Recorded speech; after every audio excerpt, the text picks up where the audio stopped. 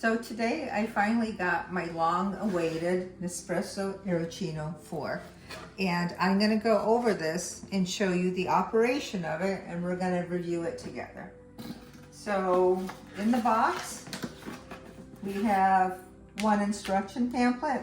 It talks about the cleaning and the usage. This is the actual paddle here that does the Aeroccino.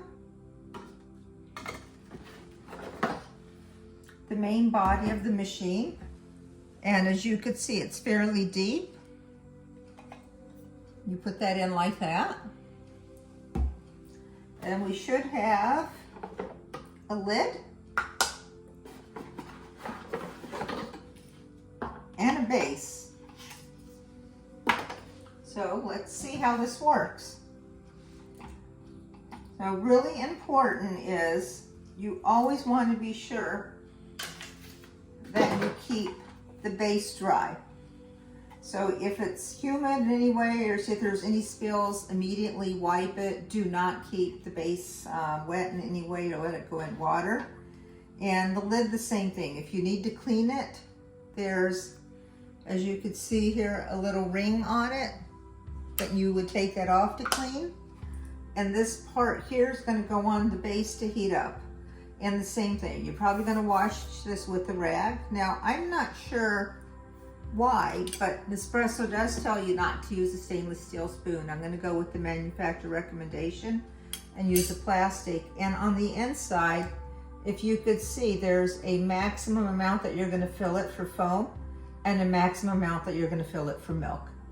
So I'm going to be putting in about this much milk, and the goal for me is in the morning, I'm going to use my espresso machine to make espresso, and then I'll make some foam on this and be able to create a macchiato.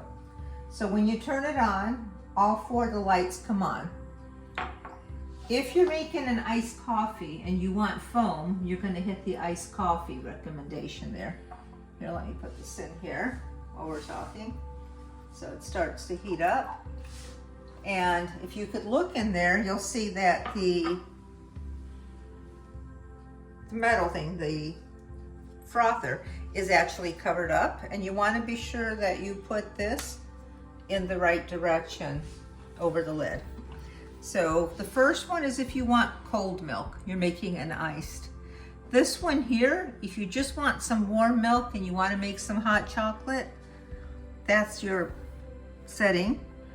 This setting here is going to be for a cappuccino, but if you want the heaviest froth, which is what I want, I'm going to push that setting. That tells the machine we need to warm up.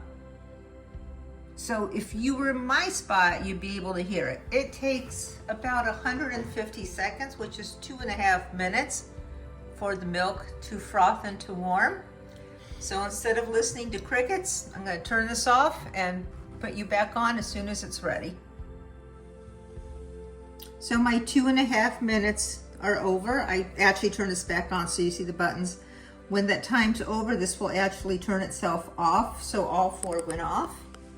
And the machine is actually, it's not that hot to the touch, which is nice. And let's see, oh my goodness. Look at this froth. Now that is a thick froth. Now, if you want to really get special, get a glass coffee cup, put some of this froth on the bottom, and put some espresso on top of it, and refroth on the top, a couple of chocolate shavings, and it will be delicious. And you've now become your own barista. So now I'm going to go clean it with the instructions that I gave you. This specific item I picked up at Sur La Table. You could find it online in a lot of different places. Prices are going to be pretty similar because it is an espresso, and Nespresso kind of controls the prices to an extent. They don't want deep discounts, but I think I paid about $120 for this. So that's about what you're going to be able to find. Again, Sur La Table, Williams Sonoma, online, lots of different places you could get. Drink up. and enjoy. I cannot believe how thick this came out.